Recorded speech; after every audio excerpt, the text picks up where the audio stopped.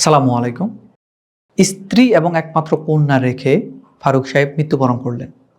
ওই মুহূর্তে তার বাবা এবং মা, পাশাপাশি ভাই এবং বোন জীবিত ছিল। এই ক্ষেত্রে তার সম্পত্তি বন্টনটা কিভাবে হবে? এই ক্ষেত্রে তার সম্পত্তি বন্টন হবে এইভাবে: তার স্ত্রী, যেহেতু সন্তান রয়েছে তার, সেক্ষেত্রে সম্পত্তি পাবে হচ্ছে 8 ভাগের 1 ভাগ। আর তার যেহেতু একমাত্র কন্যা সন্তান, সেক্ষেত্রে সে সম্পত্তি পাবে অর্ধেক, অবশিষ্ট সম্পত্তির অর্ধেক।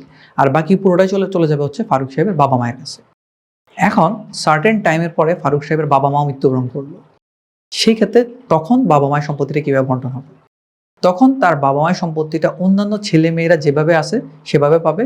আর ফারুক সাহেব যে মৃত্যুবরণ করলো, সেই ক্ষেত্রে ফারুক সাহেব যদি ওনাদের আগেই মারা গেল, সেক্ষেত্রে আমরা জানি মুসলিম উত্তরাধিকার আইন অনুসারে কারো কাছ থেকে সম্পত্তি পেতে হলে সে যখন মারা যাচ্ছে তখন আপনাকে জীবিত থাকতে হবে। কিন্তু ফারুক সাহেব তো তার বাবা মায়ের আগে মারা গেল, সেই ক্ষেত্রে উনি সম্পত্তি থেকে সাধারণভাবেই বঞ্চিত হওয়ার কথা।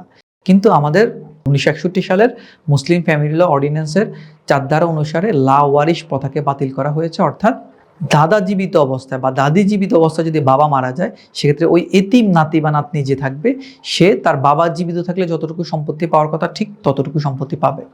অর্থাৎ ফারুক সাহেবের বাবা কিংবা মা যেই মৃত্যুবরণ করবেন, ওনার নামে যতটুকু সম্পত্তি থাকবেন, সেটা ফারুক সাহেব যদি জীবিত থাকতেন তাহলে তার বাবা কিংবা মায়ের কাছ থেকে যতটুকু সম্পত্তি পেতে পারতেন, ঠিক ততটুকু সম্পত্তি ফারুক সাহেবের মেয়ে পাবে। এক্ষেত্রে ফারুক সাহেব পুরুষ, অর্থাৎ বাবা হিসেবে বা ছেলে হিসেবে যে 2:1 অনুপাতটা তার বোনদের সাথে হবে, এই ক্ষেত্রে কিন্তু ফারুক সাহেবের মেয়ে ওই বৈষম্যের শিকার হবেন না। অর্থাৎ ফারুক সাহেব পুরুষ হিসেবে যতটুকু পেতেন, ফারুক সাহেবের মেয়ে ঠিক ততটুকু সম্পত্তি পাবেন। তবে এই ক্ষেত্রে মাথায় রাখতে হবে, ফারুক সাহেবের স্ত্রী কিন্তু সরাসরি কোনো সম্পত্তি পাবেন না।